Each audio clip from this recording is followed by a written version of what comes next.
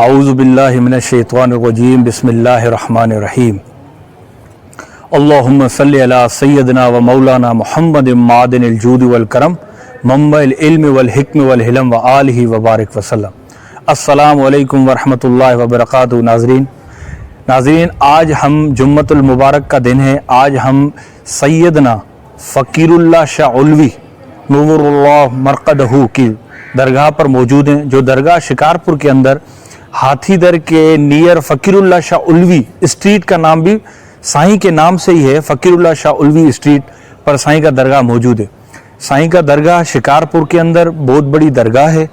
سائیں کے شاگردین، سائیں کے استاد بھی نامور ہیں۔ ابھی ہم دربار کے اندر چلیں گے، دربار کا ویو بھی آپ کو دکھائیں گے انشاءاللہ، اور آپ کے جو سجادہ نشین ہیں انشاءاللہ سجادہ نشین جو اس دربار کے موجود ہیں ان کے ساتھ بھی بیٹھیں گے۔ دربار کے حوالے سے جو بھی سائیں نے دربار کے لیے بتانا ہے وہ سائیں بتائیں گے، اور انشاءاللہ تعالی اندر دربار میں سلام بھی ہوگا اور دربار کے اندر عالم اسلام کے لیے دعا بھی ہوگی۔ تو ناظرین ہم جمعۃ المبارک کی نماز ادا کریں گے، اس کے بعد انشاءاللہ تعالی پروگرام شروع ہوگا۔ بلغ اللہ بکمالہ کشف الدجا بجمالہ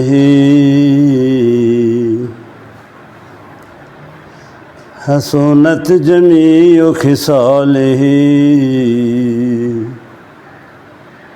صلو علیہ وآلہ۔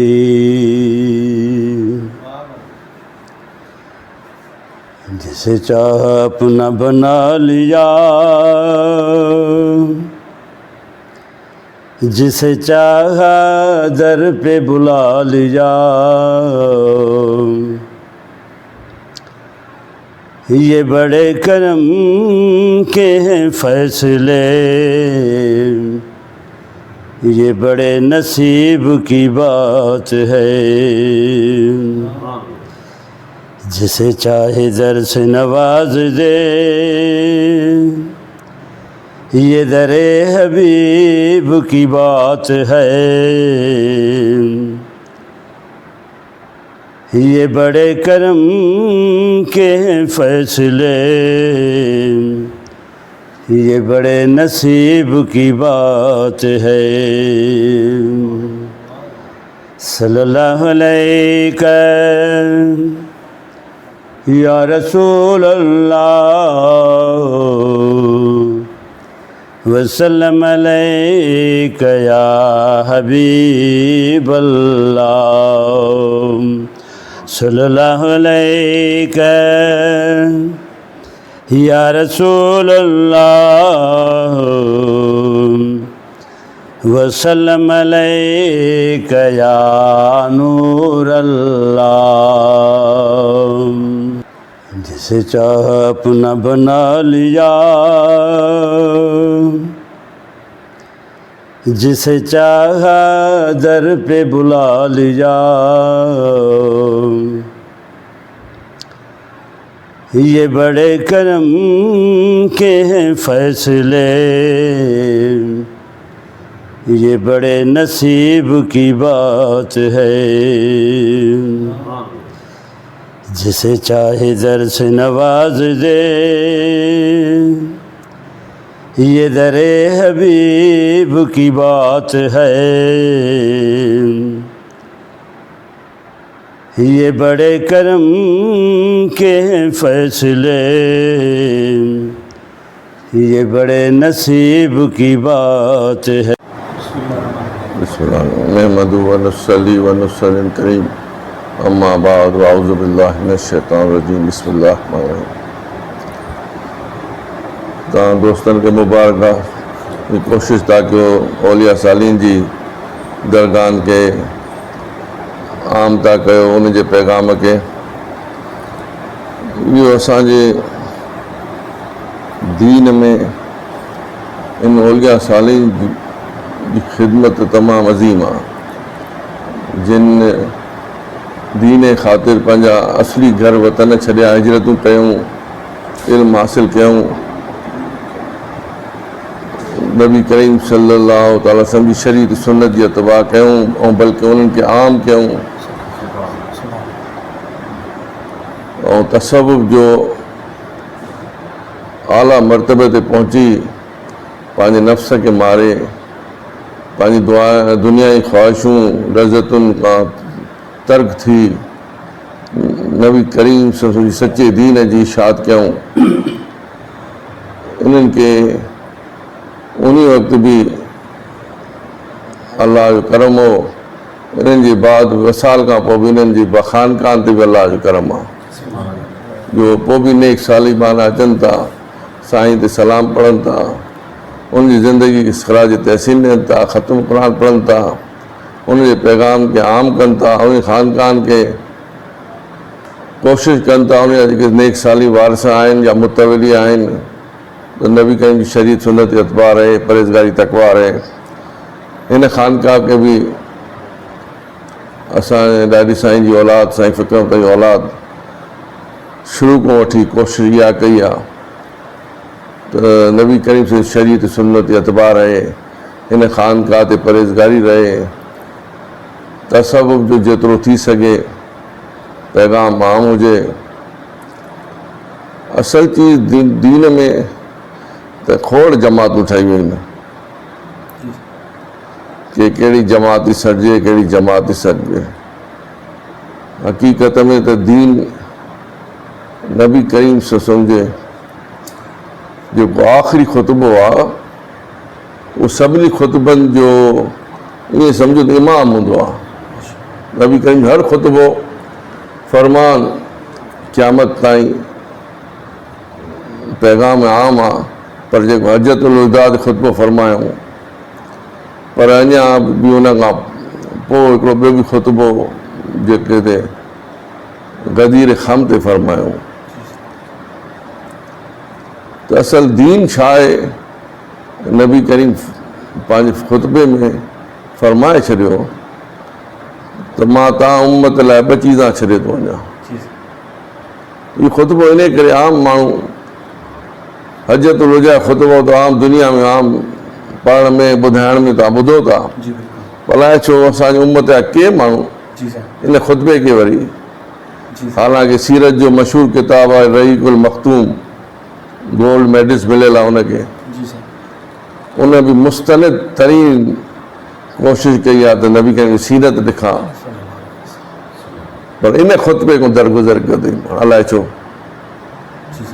ایکڑی ثابتی ڈیا ہو تو امت میرا مانو آئین حالانکہ انہیں خطبے جی بارے مسلم شریف میں بخاری میں حدیث مبارک آئین نبی کریم دین جی آسان وضاحت کرے چھڑی تو ماں تا کہ امت لائے ب چیزاں چھڑے تو وجا جن کی ہک بے کا ودی کر ایک قرآن پاک جی کی اللہ جی رسی آ جن روشن دلیل آ جے کوئی نہ کہ پکڑ دو کدیں گمراہ تھی دو جو مجھے حال بیت بیو خطبے میں عام خطبے میں آگ نبی کریم یہ بھی فرمایا ہوا قرآن پاک مجھے سنت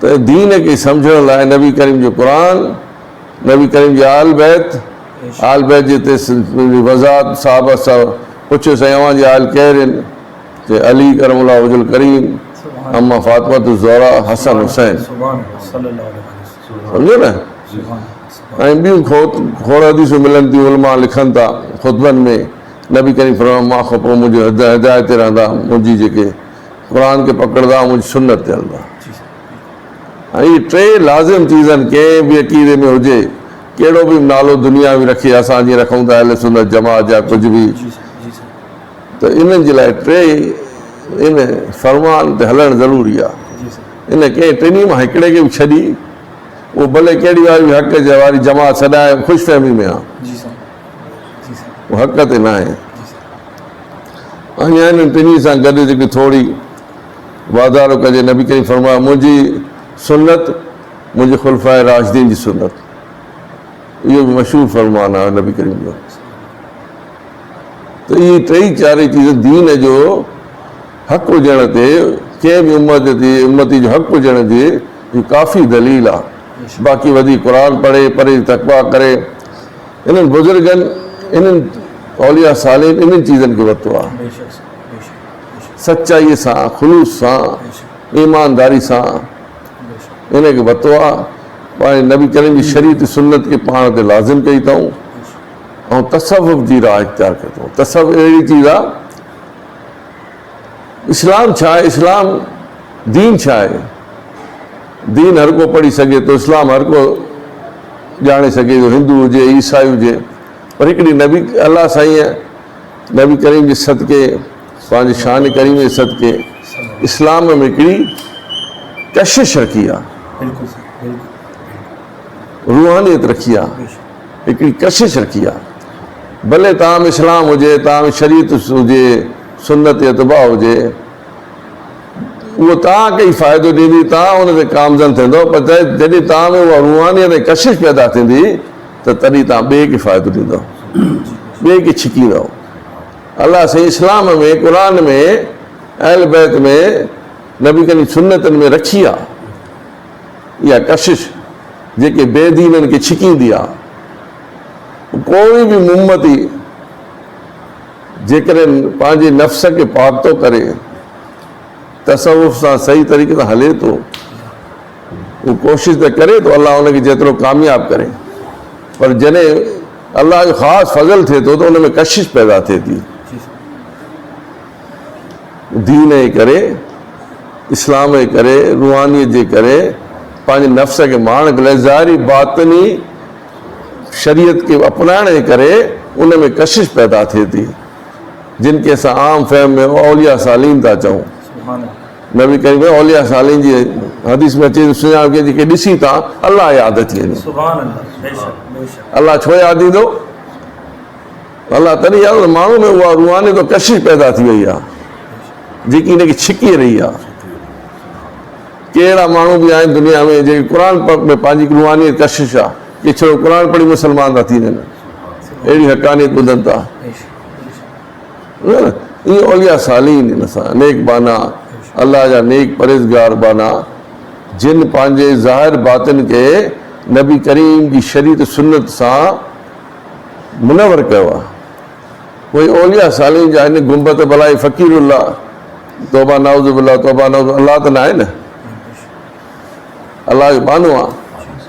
पोइ माण्हू छो था छिकिजी अचनि जेके हिन जी ज़िंदगी तालीमात खां बि वाक़ुफ़ न आहिनि, पर जेकॾहिं दिलि सुठो रखनि था, पाकीज़ा रखनि था, त दरगाह ते अचे थो त उन्हनि खे मज़ो थो अची वञे।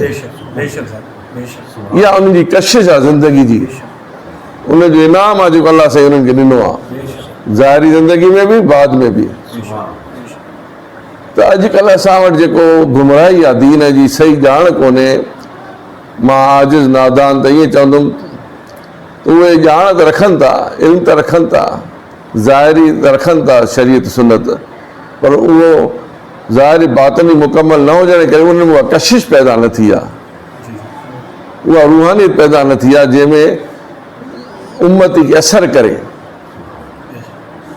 तंहिंजे करे हर को ॻाल्हाए त घणो थो, पर हे बाना अलाह जिन हिजरत कयूं, जिन पंहिंजे ज़ाहिर बातिन खे नबी करीम जी शरीयत सुन्नत सां मुनवर कयूं, तसव्वुफ़ जे आला मक़ाम ते पंहिंजे बातिन खे, दिलि खे अहिड़ो मुनवर कयूं जो उन्हनि मां जेके बि नबी करीम जो फ़रमान निकिरे थो उहो माण्हुनि जे दिमाग़ क़ल्ब में ईअं थो लही वञे जो कोई इनकार नथो करे सघे।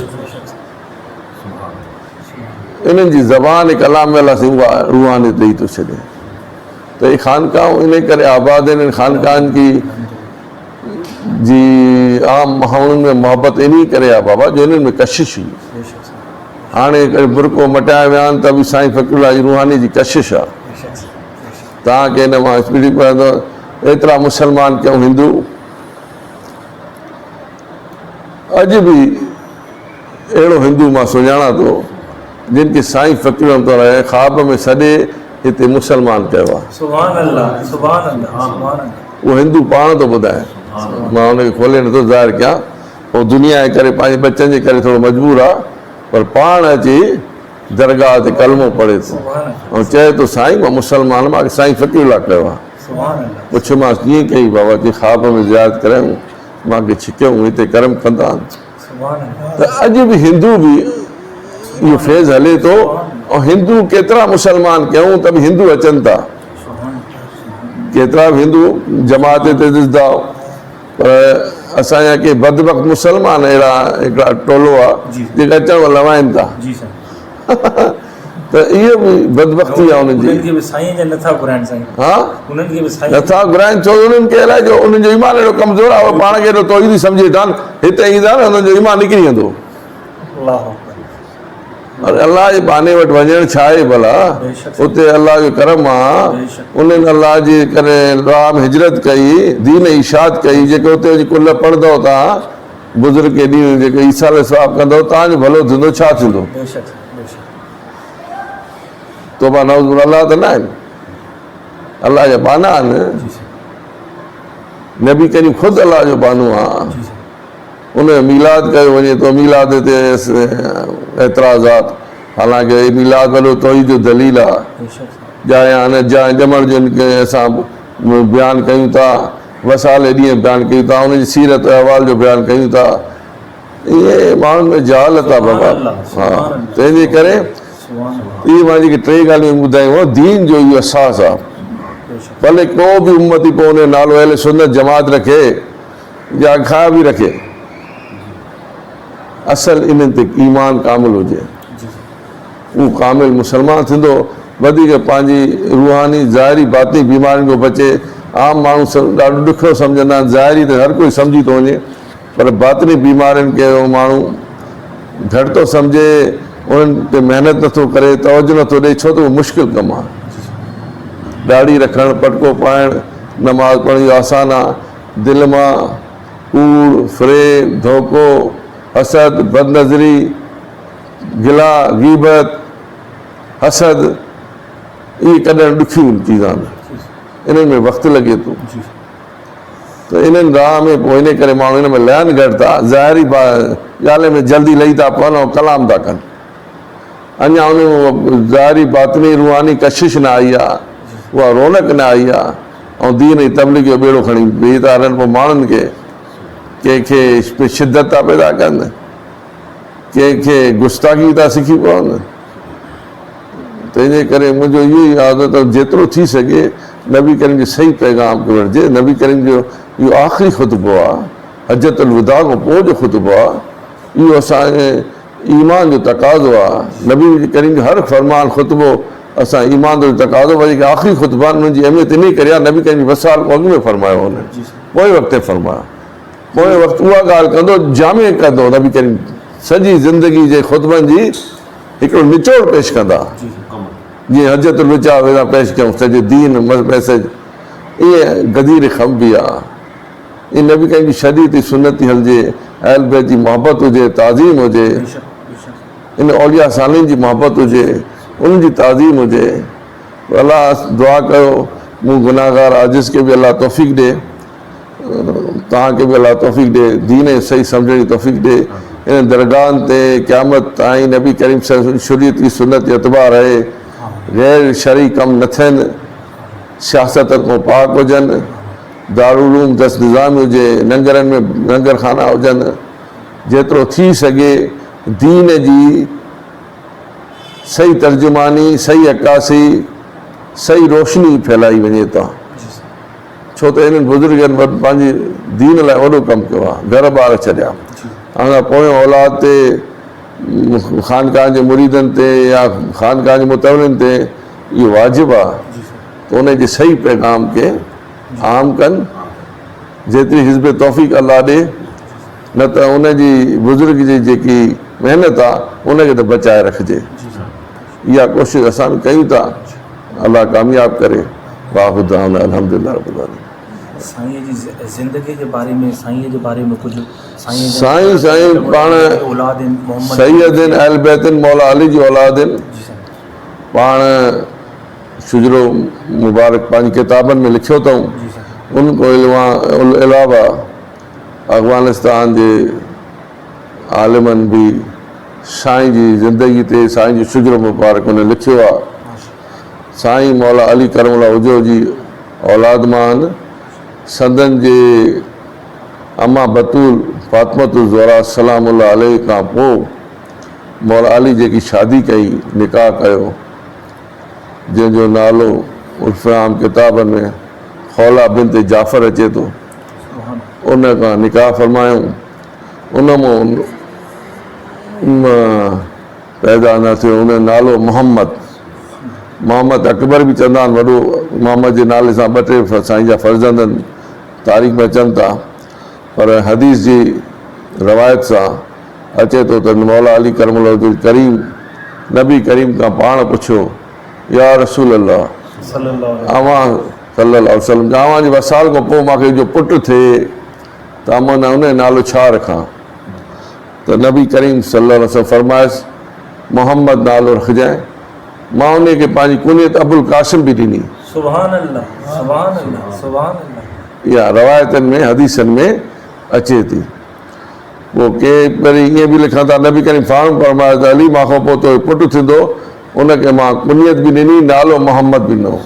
पोइ उन नालो अबुल कासिम मोहम्मद आहे, मोहम्मद अकबर बि चवंदा आहिनि के, पर अदब नबी करीम जी कुनियत ऐं नाले खे आम माण्हू मुसलमान एतिरामनि जमा करण खां गुरेज़ कंदा आहिनि, उनखे उन जी अमर हनफिया कबीले जी, तंहिंजे करे मोहम्मद बिन हनफिया नाले सां मारूफ़ आहे। सुभान अल्लाह, सुभान साईं उन जी औलाद मां। जॾहिं तारीख़ इस्लाम में वाक़िया थी विया, मौला अली जी शहादत खां पोइ करबला जा वाक़िया थी विया, एॾा दर्दनाक, अहल बैतनि जे लाइ ज़मीन तंग थी वई अरब जी। पोइ केतिरा ई अहल बैत सईद हिजरत करे विया। पोइ साईं जा बि वॾा बि हिजरत कंदा, बुखारा समरकंद खां कई पुश्तियूं वरी अफ़गानिस्तान जलालाबाद में रहिया। अफ़गानिस्तान जी तारीख़ लिखंदड़ बि लिखनि था त साईं जी बनी हाशिम ख़ानदान मां सही नसब ख़ानदान हिते रहियो। पोइ उते साईं फ़कीरुल्लाह रहमतुल्लाह उते पैदा थियो, ॼायो। वालिद साहब वसाल करे वियुसि। वालिद साहब जो नालो अब्दुर्रहमान, वो अमर नेक बानी, उन पंहिंजे पुट खे जलालाबाद जे वेझो पिशावर जो शहर में वॾो हिकिड़ो नेक बानू, ग़ालिबन पूरो यादि न आहे, घणो करे सैयद हो, वधीक वला आलम, ख्वाजा मोहम्मद मसूद पिशावरी रहमतुल्लाह अलैह। उहो मुजद सानी जे ख़लीफ़े जो सईद आदिब बिन नूरी हो, उन जो ख़लीफ़ हो ख्वाजा मोहम्मद सईद लाहौरी, उन जो ख़लीफ़ो हुयो। माना टी पुश्त में ख़लीफ़ हो मुजद सानी रहमतुल्लाह अलैह। साईं उनखे मुर्शिद वरितो, अमर उनखे होॾे मोकिलियो। पोइ असांजा किताबनि में लिखनि था, ख़ानदानी रवायतूं बि आहिनि त कुझु ॾींहं पढ़ी साल ॾेढ खां पोइ घर जो मोटियो त अमर नेक बानी त जल्दी छो मोटी, त पंहिंजे सबक़ जारी रखिया। चई मां मोकल मिली, मां इन करे आयुमि। अमर चयो हाणे रस्ते ते भला कुझु ॾिठी ॿुधी सही? चई न मां त कुझु न ॿुधो, पहाड़नि में अकेलो पंधु आहे त कुझु नज़र न आयो, ॿुधण में न आयो। चई न, चई त पोइ तूं अञा तरबियत सही न थी आहे तुंहिंजी, वञ वापसि, तुंहिंजी मोकल जी ज़रूरत न आहे, वापसि वञ। साईं फ़कीर वरी वापसि अमर मोकिलियो, मोकल न विञाए, वञ पढ़ाई कर। वरी साल ॿ साल पढ़ी वरी चवंदा आयो मोटी। अमर पुछ ॾे ख़बर सफ़र में, चई हा मां ॾिसां पियो त पथर पहाड़ बि अलाह जो ज़िक्र पिया कनि। पोइ चई न हाणे तूं मोकल लाइक़ु, हाणे ॿ टे ॾींहं मां वटि रहो, पोइ वञी तालीम जारी रख।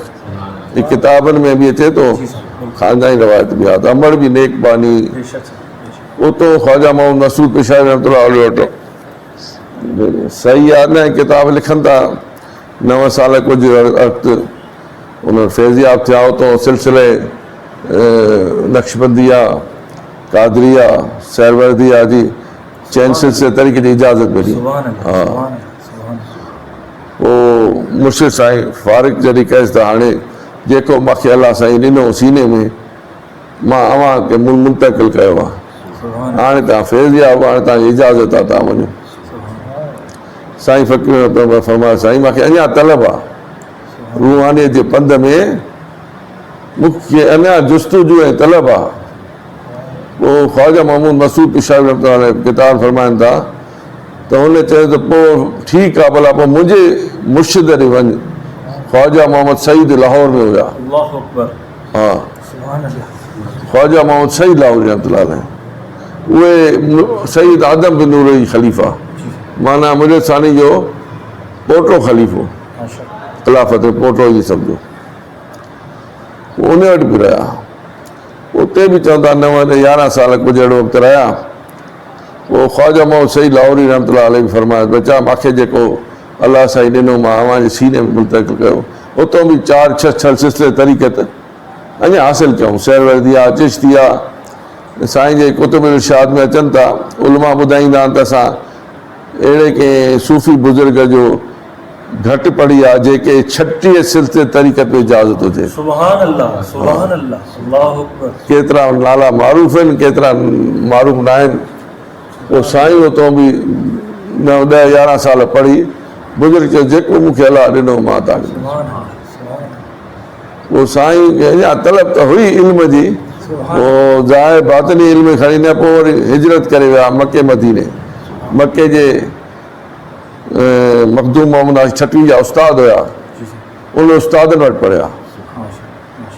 वरी मदीने में ख्वाजा मोहम्मद हयात सिंधी रहमतुल्लाह अलैह सिंधी इन करे चवंदा आहिनि अरब हुयो हज़रत अयूब अंसारी रज़ियल्लाहु अन्हु जी औलाद में ख्वाजा मोहम्मद हयात ख्वाजा मां थो चवां मोहम्मद हयात सिंधी उहो तो जो रईस उलमा हुयो जीअं प्रिंसिपल आलिमनि में प्रिंसिपल आलिम रईस उलमा सभिनी आलिमनि में वॾो मदीने जो आलिम हुयो. वरी उन वटि फैज़ियाब थिया. उते तक़रीबन 20 ॿिया हदीसनि जा किताब पोइ अलावा 7 या 6 किताब जेके मशहूर मारूफ़ आहिनि बुखारी मुस्लिम अबू दाऊद इमाम निसाई ये जेके 6 किताब उन्हनि मां इजाज़त वरिती उन्हनि मिली साईं खे. पोइ साईं उते मदीने में इहे सभई हदीस जा किताब पढ़ाईंदा. उहो जेको मोहम्मद हयात सिंधी आहे उन पंहिंजो उनखे ॾेई छॾियो इख्तियार सनद ॾेई छॾी. पोइ मदीने में उन वक़्तु ईअं हूंदो जेके वॾा वॾा अरबी हदीस जा किताब हूंदा कलमी लिखिया वेंदा पोइ अटैच थींदा मदीने में उतो सनद लॻंदी मोहम्मद हयात सिंधीअ जी त पोइ वरी आलम इस्लाम में वरी पखिड़िया वेंदा. पोइ मोहम्मद हयात सिंधी साईं फ़क़ीरुल्लाह खे बि सनद ॾिनी त तव्हां हाणे सनद हणो. पोइ केतिरा इहे हदीस जा किताब साईं फ़क़ीरुल्लाह सनद हणंदा. बुखारी शरीफ़ जो हिकिड़ो साईं जी सनद सां पीर ॻोठ में लाइब्रेरी में पियो आहे. त साईं वॾी महिनत कई पोइ उतां पोइ वरी असांजे ख़ानदानी रवायत मुताबिक़ नबी करीम सल्लल्लाहु जे फरमान ते हुकुम ते सिंध आया शिकार. सिंध आया त सिंध में वॾो आलिम उन अॻिते सरताज आलिम मखदूम मोहम्मद आशिक़ छटवी रहमतुल्लाह हुया. सिंध में उनजो तारुफ़ तमामु वधीक हो. साईं इन इलाइक़े में नया आया त उन्हनि सां संगत रखियऊं. उहो बि हम उमिरिन थोरो फ़र्क़ु आहे पर साईं खे मखदूम मोहम्मद आशिक़ छटवी करी औरात वज़ाइब में ऐं हदीस में कमाल हासिल हो. साईं फ़क़ीर रहमतुल्लाह उन उस्तादनि खां बि पढ़ी आया. पोइ इनखे बि उस्ताद कयूं. पोइ मखदूम मोहम्मद छटवी पंहिंजी सनद में लिखनि था त मां फ़क़ीर जेको मूंखे औरात वज़ाइब में कमाल हासिल हो यादि उहो बि मां साईं फ़क़ीरुल्लाह खे ॾेई छॾियो. पोइ इन करे साईं फ़क़ीरुल्लाह खे सिंध जी वॾी वॾी दरगाह वॾो वॾो ख़ानदान पीर साहिब बका रोज़े धणी जो पीर राशिद वालिद मोहम्मद बका इहो तारुफ़ थी वियो जो साईं फ़क़ीरुल्लाह जी इल्मी ऐं तसव्वुफ़ जी एॾी महिनत ॾिसी पोइ पंहिंजे फ़र्ज़ंद खे हिते छॾियऊं साईं फ़क़ीरुल्लाह वटि शिकारपुर में. इब्तिदाई तालीम 2-3 साल साईं ते पढ़ी. इहे केतिरा उस्ताद पढ़ी आहे. इहो मुख़्तसर तव्हांखे हवाल साईं फ़क़ीरुल्लाह ॾिजे थो. अलाह करे इन ख़ानकाह मां हाणे बि दर्स निज़ामी दारुल उलूम हले थो. फैज़ मोहम्मद उमर आलिमा ख़तीबिया हितो हिफ़िज़ करे वियो, लाहौर में 8-9 साल पढ़ी आयो आहे, उनजे सरपरस्ती में दारूल हले थो। दुआ कयो त हुतां बि हाफ़िज़ केतिरा अॻ में निकिता आहिनि, ॿिया बि थींदा निकिरनि। ऐं दर्स निज़ामी जी बि इब्तिदा हली आहे। बसि कोशिशि इहा आहे त बाइख़लाक़ मदरसा जिते किथे घटि या वॾा हलनि था, कोशिशि इहा आहे फैज़ माउंद असांजी त बाइख़लाक़ बाकिरदार निकिरनि। इहा असांजी कोशिशि आहे। वधीक रब करीम जी मदद जे लाइ मोहताज आहियूं, आका जे फज़ल करम जा मोहताज आहियूं, बुज़ुर्गनि जी दुआनि जे करम जा मोहताज आहियूं। अलाह हिन में असांजी कामयाबी माणे ऐं असांखे बि अलाह हिदायत ते रखे ऐं ख़ात्मो बि ईमान ते नसीब थिए। अहल बैत जी मोहबत में, नबी करीम जी शरीयत जी सुन्नत जी इत्तिबा में, ज़ाहिरी बातिनी ज़िक्र अफ़कार जी महिनत सां, इस्म ज़ात जी तौहीद ज़िक्र सां, इहो अलाह जो करम आहे। अलाह कामयाब करे। साईं फ़कीरुल्लाह शाह बाबा जी का करामत साईं जेके आवाम साईं जूं करामतूं त खोड़ आहिनि, पर वॾी वॾी करामत इहा आहे जो साईं जो महिनत दीन जे इल्मु हासिल करण लाइ एॾी जदोजहद, नबी करीम सल्लल्लाहु अलैहि वसल्लम जी शरी सुन्नत जी एॾी मज़बूती सां इस्तक़ामत ऐं तसव्वुफ़ जे एॾा कामिल जो 36 सिलसिले तरीक़ा जे आम बुज़ुर्गनि खे नथा मिलनि, पढ़ंदड़नि खे नथा मिलनि, साईं उन्हनि में कमाल हासिल कयो। इहो अलाह जो वॾो वॾो करामत साईं जी इहा ई आहे। ॿी जेकी करामत किताबनि में अचे थी, साईं जे पंहिंजे कुतुब इरशाद में पाण फरमाइनि था त हिकु दफ़ो इन जामे मस्जिद में लिखियो अथऊं, रुकन यमानी कुंड ते नबी करीम सल्लल्लाहु अलैहि वसल्लम ज़ाहिरी मस्जिद में तशरीफ़ फरमा थिया, भित के टेक हणी गोॾा भञी वेठा। साईं फ़िक्र फरमाइनि था मां बि साईं सां गोॾा भञी आम्हूं साम्हूं वेठुमि। एतिरो वेझो जे ज़रे घटि गोॾा मिलनि पिया, मिलनि न पिया, पर एॾो वेझो अची वेठुमि। ऐं सिलसिले तरीक़ा जेके सिलसिले क़ादरिया ज़िक्र अफ़कार हूंदा आहिनि, साईं उन्हनि अर्ज़ु कयो आका करीम खे त मूंखे ही ज़िक्र जी इजाज़त आहे। नबी करीम बि उहा इजाज़त मरद फरमाइनि ऐं पाण बि उन सां गॾु ज़िक्र कयो। इहा वॾी वॾी करामत आहे।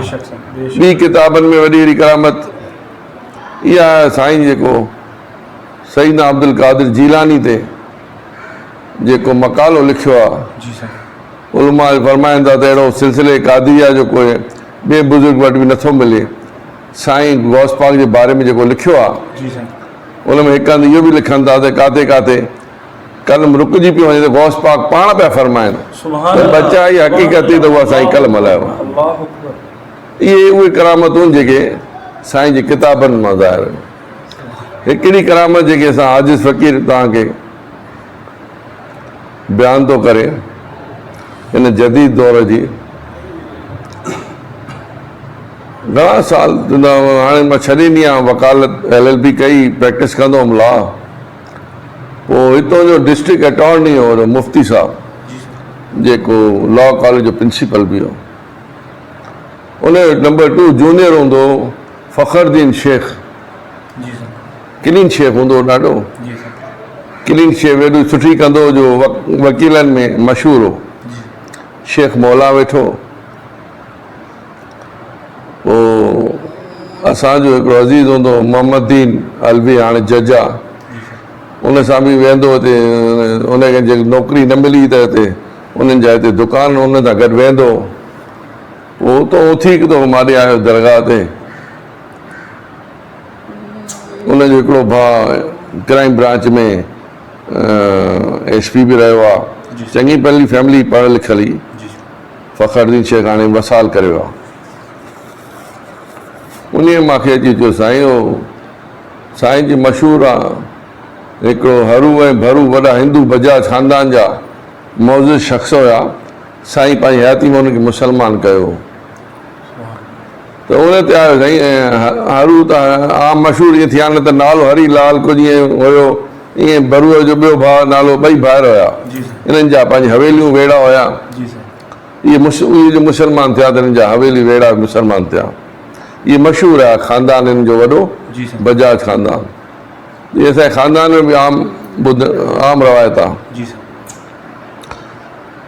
त मूंखे पुछण हरू ऐं भरू जो मुस्लमान थिया, इन्हनि जा 3 ॿिया भाइर बि हुया।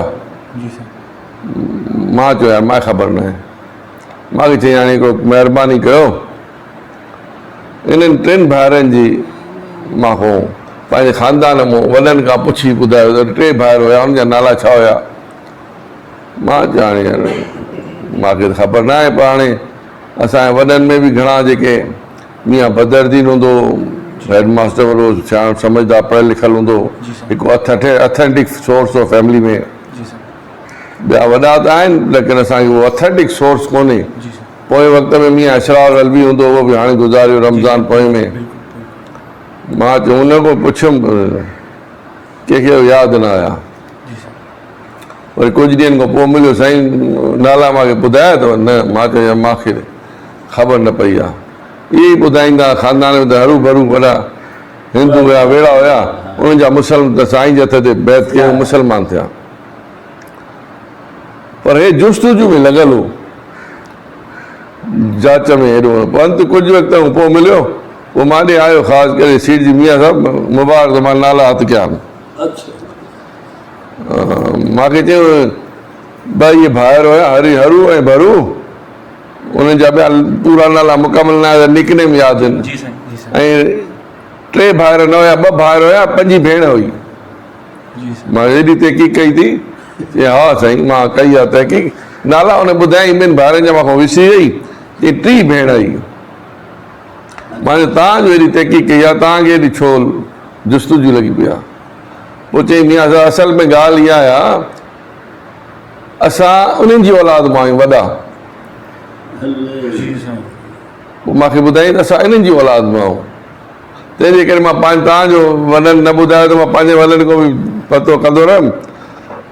पोइ मूंखे पंहिंजे वॾनि खे ख़ानदान वारनि ॿुधायो त इहे पंहिंजे 4 भाइर, 5 भेण हुई, जंहिंमां 2 वॾा भाइर जेके आहे पंहिंजे ख़ानदान वेहण समेत मुस्लमान थिया, बैत थिया, पर 2 भाइर ऐं भेण मुस्लमान न थी।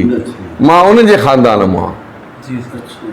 पोइ चई छा थियो जो मुस्लमान थिया त हे वरी हिंदू ई रहिया, पोइ इहे अलॻि थी विया, हिकु भेण ऐं भाइर अलॻि थी विया। इन्हनि पोइ जायूं हाथीदर ते, हाथीदर सां जेके जायूं अञा बि वाणनि दीवाननि जूं आहिनि, हिते मुस्लमान जी कंहिंजी जाइ त हुई कोन। सर्कुलर सॼे रोड सां कंहिं मुस्लमान जी जाइ कोन्हे, सवाइ असांजे ख़ानदान जी हुई, अलवी ख़ानदान जी। त उहे हाथीदर वटि रहिया। पोइ मां उहे कीअं मुस्लमान थिया तव्हांजा वॾा, चई मूंखे वॾनि ॿुधायो त साईं फ़क़ीरुल्लाह रहमतुल्लाह जे ज़माने में वक़्त में अहमद शाह अब्दाली आयो शिकारपुर। अहमद शाह अब्दाली आयो त सॼो लश्कर त शहर खां ॿाहिरि होसि, पर जेको बादशाह जो मेन वॾो प्रोटोकॉल हूंदो आहे, के हाथी के घोड़ा जेके ॾाढा ओबीडियंट हूंदा आहिनि, वॾो प्रोटोकॉल हूंदो आहे, उहो अंदरि शहर आयो साईं फ़क़ीर रहमतुल्लाह जी मिलण लाइ। अहमद शाह अब्दाली उहो जो केतिरनि हाथियुनि ते चढ़ियलु हो अहमद शाह अब्दाली पाण। ऐं अहमद शाह अब्दाली प्रोटोकॉल जेको हूंदो आहे बादशाह जो, त बहितरीन घोड़ा घोड़ा ऐं हाथी ट्रेंड हूंदा आहिनि, ओबीडियंट हूंदा आहिनि, बादशाह खे उहे ई हूंदा आहिनि। उहो प्रोटोकॉल सां जो आहे हाथीदर, त हाथीअ चाहियो त दर खां टपी अंदरि अचे बादशाह साईं, पर हाथीअ गह कयो उते। पोइ अहमद शाह अब्दाली मजबूर हो, पंधु लही आयो। पंधु लही आयो त असां हाथीदर ते घर हुया सॼा, लश्कर जो आयो त असां बि सभु खिड़कियूं कोठनि ते मथां ख़ानदान वारा बीठा। पोइ पाण ॾाढो डिसेंट लॉयल पढ़ियलु लिखियलु माण्हू हो। पोइ वरी सखर जो अटॉर्नी थियो, सरकारी वकील, हाणे गुज़ारियो आहे। उन ॿुधायो जॾहिं जे सभु हाथी लाइन ते बीठा त सभिनि सूंड मथे करे दरगाह जी तरफ़ सलामी ॾिनी, जे रण आटी न कंदो आहे, थोरा पेर मथे करे सूंड मथे करे सलामी ॾिनी सभिनी हाथियुनि। त पोइ असांजा जेके 2 भाइर असां जेके मुस्लमान न थिया, उहे बि फिसी पिया। त हाथी बि सुञाणनि था असांजो भाइरनि खे पिया ॾियूं था हाथी बि सुञाणंदा असां नथा सुञाणूं चई पोइ असां मुस्लमान थियासीं मियां साहिबु साईं फिक्रा असां उन्हनि जी औलाद आहियूं इहा फ़खरुद्दीन शेख पाण ॿुधाई छो त पाण उन्हनि जी ख़ानदान हो छो त जेके बि शिकारपुर जा शेख आहिनि पोइ हाणे वसाल करियान जा पार पार ज़िले में रहनि था सभु साईं जे दावत हक़ ते ईमान आंदो आहे जेके बि शेख आहिनि के सभिनी वॾनि शेखनि मूंखे ज़बानी ॿुधायो आहे पर हक़ीक़त इहा ई आहे इहा ई साईं जी वॾी वॾी करामत आहे जेकी आम माण्हुनि खे शयुनि ख़बर हुजे अल्लाह ख़ैर ख़ुदा पाक अल क़ादरी चैनल जी पाक कावे तव्हांजी नसल अलाह साईं तव्हांखे कामयाब करे तव्हांजी महिनतूं काविशनि खे अलाह आसानी पैदा करे अञा जुस्तजू करण जी तौफ़ीक़ ॾे या अल्लाह दरगाहनि जो शिकार सिंध जी औलिया सालीन जो पैगाम आम करण जी तौफ़ीक़ ॾे अलाह तव्हांखे परहेज़गारी तक़वा सां अल्लाह हिदायत रहनुमाई सां पंहिंजी ख़ासि फज़ल करम सां तव्हांजी महिनतनि खे पंहिंजी बारगाह में क़बूल करे या अल्लाह असांजे सिंध में असांजे पाकिस्तान खे क़यामत ताईं आबाद रख सिंध खे शाद आबाद रख या अल्लाह उम्मतनि खे अहल सुन्नत जमात अकाली जमात में जमा फरमा गुनाहन को बचा हिदायत को रहनुमाई अता फरमा गुमराही को बचा नबी करीम सच्ची शरी सुन्नत तवासी फरमा अहल बैत जी मोहब्बत अता फरमा या अल्लाह सब रहम फरमा दहशत गर्दन का मुतशद्दिदन का हासिदन का या अल्लाह शदीद में शिद्दत पैदा करने वालों का हिफ्ज़ अमान में रख या अल्लाह सब उम्मतन के दीन जो प्यार मोहब्बत सा पैगाम आम फरमा सलात शाम सईदी या रसूल अल्लाह सलात शाम सईदी ला इलाहा इल्लल्लाह अल्लाह का मेहरबानी बिस्मिल्लाहिर्रहमानिर्रहीम कुल या अय्युहल काफिरून ला अअबुदु मा तअबुदून वला अंतुम आबिदून मा अअबुदु वला अना आबिदुम मा अबदतुम वला अंतुम आबिदून मा अअबुदु लकुम दीनुकुम वलिय दीन बिस्मिल्लाहिर्रहमानिर्रहीम कुल हुवल्लाहु अहद अल्लाहु समद लम यलिद वलम यूलद वलम यकुल लहु कुफुवन अहद बिस्मिल्लाहिर्रहमानिर्रहीम कुल हुवल्लाहु अहद अल्लाहु समद लम यलिद वलम यूलद वलम यकुल लहु कुफुवन अहद बिस्मिल्लाहिर्रहमानिर्रहीम कुल हुवल्लाहु अहद अल्लाहु समद लम यलिद वलम यूलद वलम यकुल लहु कुफुवन अहद बिस्मिल्लाहिर्रहमानिर्रहीम कुल अऊज़ु बिरब्बिल फलक मिन शर्रि मा खलक वमिन शर्रि गासिकिन इज़ा वक़ब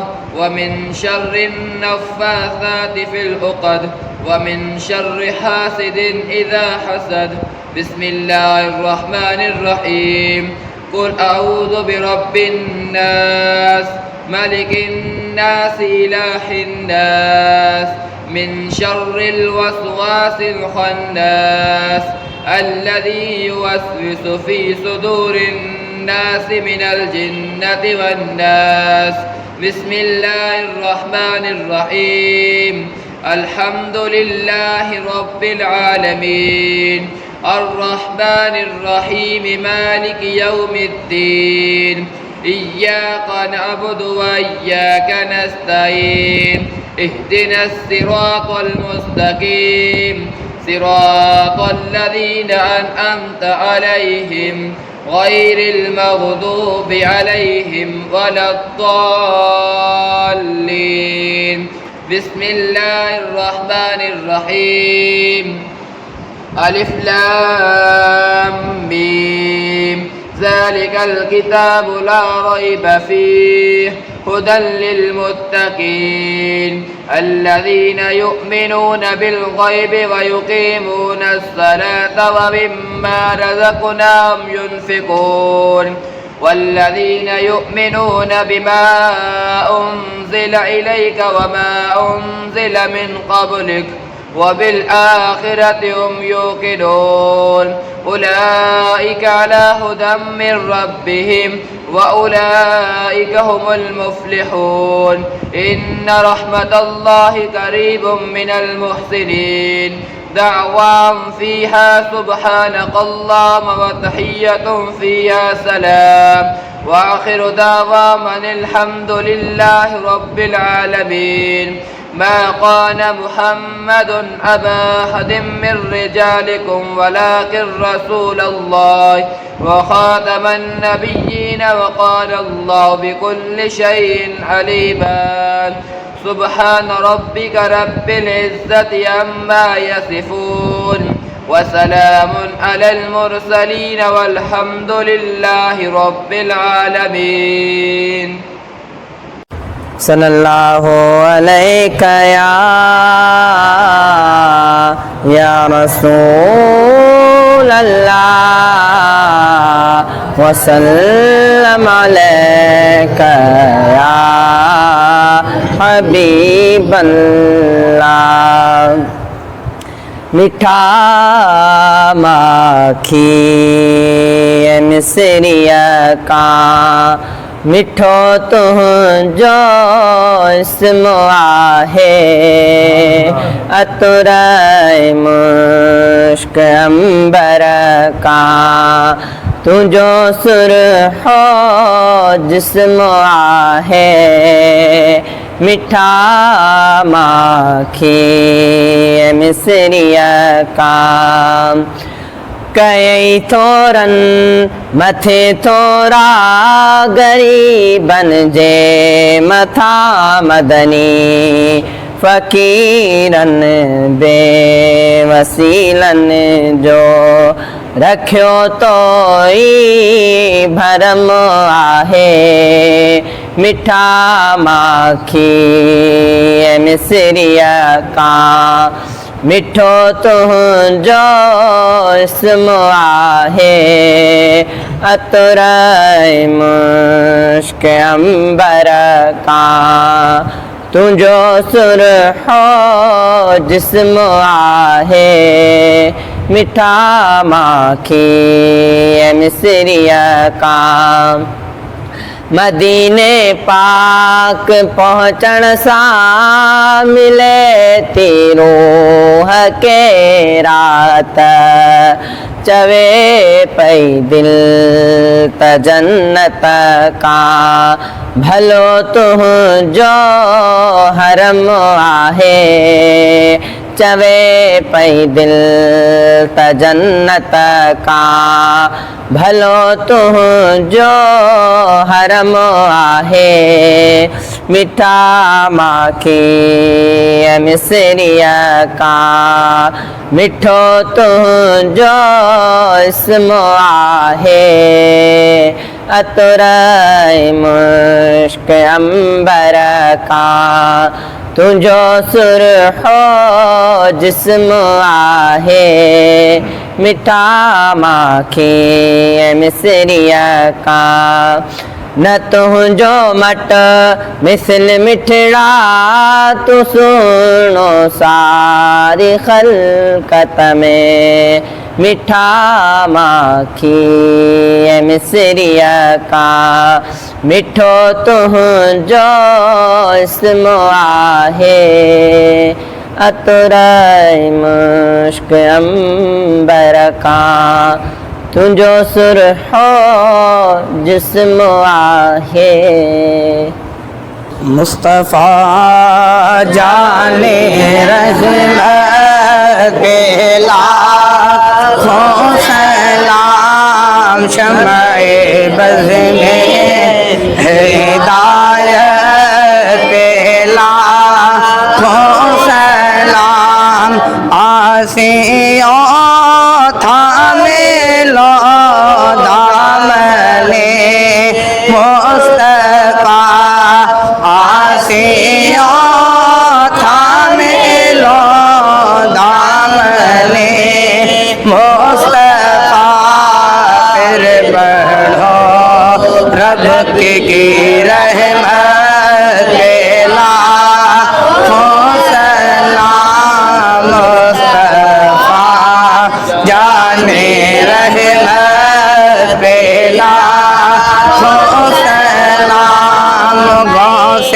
اعظم امام تو کا ولو کا غوث اعظم امام تو کا ولو کا جلوہ ہے شان قدرت لاکھوں سلام مصطفیٰ جان رحمت لاکھوں سلام.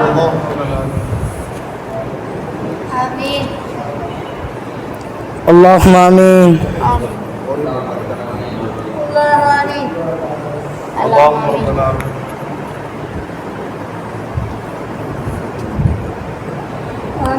آمین.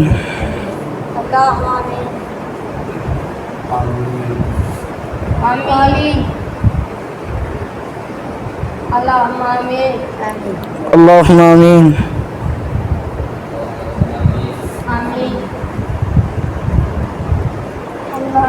اللہم آمین. لا الہ الا اللہ. بسم اللہ الرحمن الرحیم. الصلاۃ والسلام علیکہ یا سیدی یا رسول اللہ وعلی آلکہ وصحبک یا سیدی یا رحمت للعالمین. سب سے پہلے تو طاہر بھائی آپ کا شکریہ کہ آپ نے اپنا قیمتی ٹائم ہمیں دیا اور ہماری دربار پر آئے، اور مختصر یہ جو آپ ڈاکومنٹری بنا رہے ہیں تو اس میں آپ نے یقیناً میاں سائیں جو موجودہ سجادہ نشین ہیں ان کے حالات، ان سے آپ نے حالات سنے، اور سائیں کی جو زندگی پر مختلف واقعات کرامات تھی وہ بھی سنی. تو سائیں کا جو مشن تھا، سائیں عارف باللہ قطب الاقطاب الحاج سید فقیر اللہ شاہ علیہ رحمۃ اللہ علیہ، اب وہ افغانستان سے، جیسے انہوں نے بتایا کہ لاہور سے پھر مکہ سے پھر شکارپور، تو یہ سارے سفر کا مقصد گھومنا نہیں تھا جیسے ہم سیر و تفریح کرتے ہیں. اس سفر کا مقصد علم کو حاصل کرنا تھا. علم سارا حاصل کر کے پھر سائیں نے اپنا ڈیرہ شکارپور میں جمایا علم کو پھیلانے کے لیے. ہاں الحمدللہ. اور میں بھی اسی در کا ایک خادم ہوں اور طالب ہوں، اور میں نے بھی یہاں پر حفظ مکمل کیا ہے، مکمل حفظ میں نے یہاں پر کیا ہے 2003 سے 2006 تک، جو کہ پرانا رجسٹر ہے. الحمدللہ جب میں وہ کھولتا ہوں تو نام دیکھتا ہوں تو ایک خوشی محسوس ہوتی ہے. بڑی خوشی ہو رہی ہے فیض بھائی یہ بات سن کر کہ آج بھی خانقاہوں کے اندر ناظرین محافظ القرآن اور تدریسی نظام بھی موجود ہے، جو دنیا کے اندر ایک مختلف، میں یہ بولوں اب جس دربار پہ ہوں میں یہ الفاظ ادا نہیں کر سکتا ہوں کہ ان درباروں اور ان خانقاہوں سے محبت کرنے کے بجائے ایک من گڑت باتیں اور ایک پروپیگنڈا بنایا جا رہا ہے کہ درباروں سے لوگ دور ہو رہے ہیں، بلکہ ایسا ہے نہیں. مطلب بڑی بڑی درگاہیں، اب سائیں کا آپ آگے تعلق سنیں گے کہ سائیں کا کن کن سے تعلق رہا ہے، اور سائیں کے شاگردین کتنے بڑے اللہ کے ولی ہیں، سائیں کے استاد سائیں کے جو سلاسل ہیں، سائیں 36 سلاسل سے آپ کا واسطہ ہے. تو یہ بہت بڑی بات ہے. اور آج بھی ماشاءاللہ الحمدللہ یہاں پر تدریسی نظام باقاعدہ چل رہا ہے، حافظ القرآن بھی بن رہے ہیں، اور ماشاءاللہ اچھے عالم بھی بن کے یہاں سے نکل رہے ہیں ماشاءاللہ. بہت سائیں کی 50 سال کی عمر میں سائیں شکارپور تشریف لائے تھے 1150 ہجری میں. 1100 میں سائیں کی ولادت ہے اور 1150 میں آئے. سائیں نے ابتدائی جو تعلیم تھی اپنے والد گرامی اور کچھ اور جو اساتذہ تھے جو آپ کو میاں سائیں نے بتایا ان سے حاصل کرنے کے بعد، اور مختلف جو لاہور مکہ مدینہ کا سفر تھا وہاں پر علم حاصل کرنے کے بعد شکارپور میں بیٹھے اور یہاں پر اپنا ایک علمی روحانی مرکز قائم کیا. اور یہاں پر بیٹھ کر ہی آپ نے حضرت پیر سائیں روزے دھنی رحمۃ اللہ علیہ کو فیضیاب فرمایا.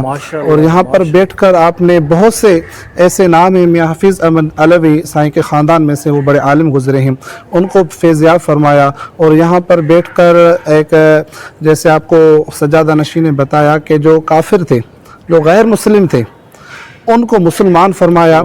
اور ابھی تک وہ سلسلہ جاری ہے. ابھی تک یہاں پر شام کے ٹائم آتے ہیں وہ لوگ، اور ایسے ہی دعا مانگتے ہیں بیٹھتے ہیں جیسے ہم اور آپ ہوتے ہیں.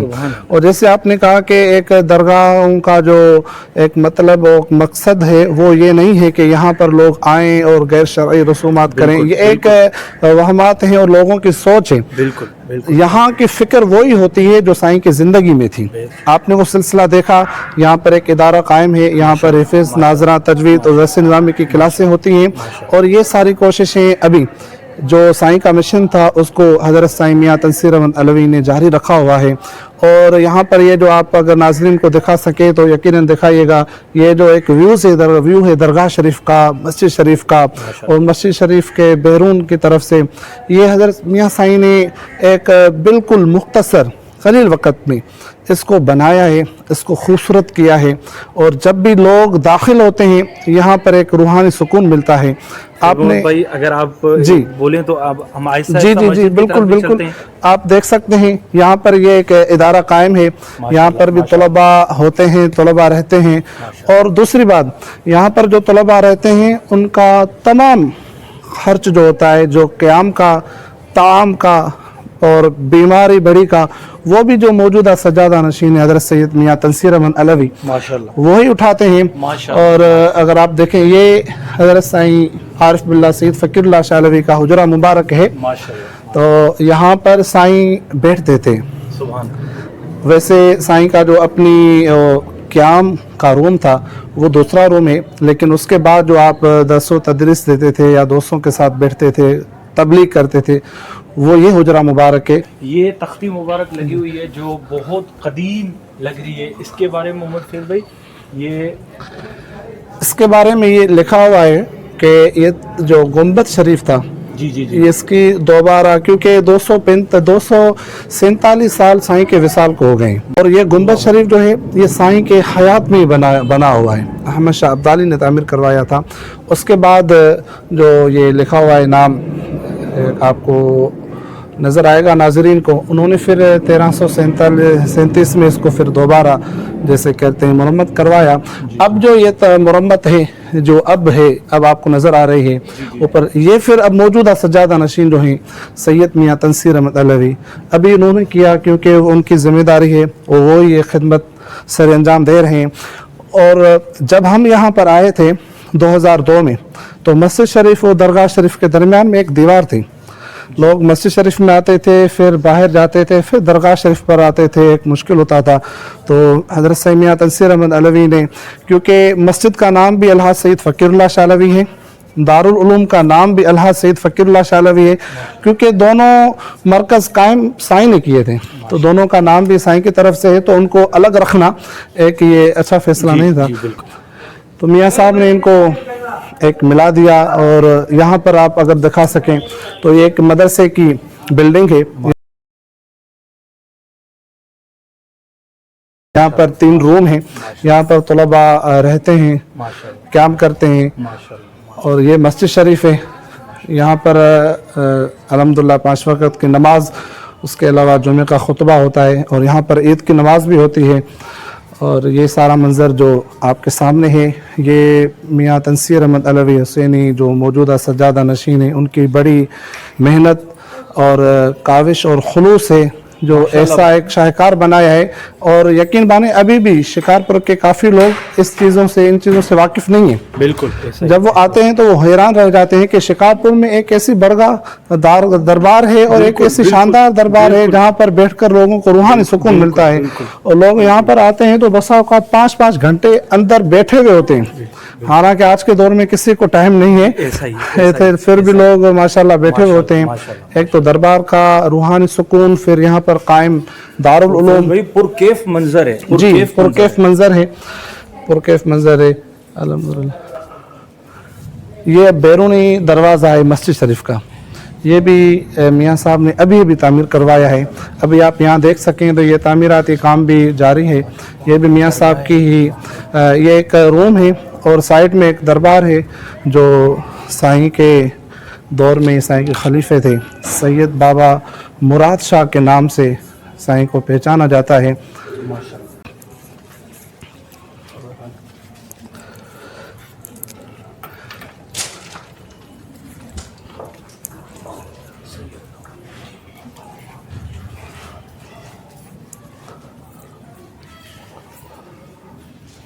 سائیں حضرت سیدنا فقیر اللہ شاہ علوی کے خلیفہ ہیں. جی جی. ماشاء اللہ. یہاں پر یہ لکڑی کا کام بھی میاں صاحب نے بڑی محنت سے کروایا ہے. بلغ الملا بکمالہ کشف الدجا بجمالہ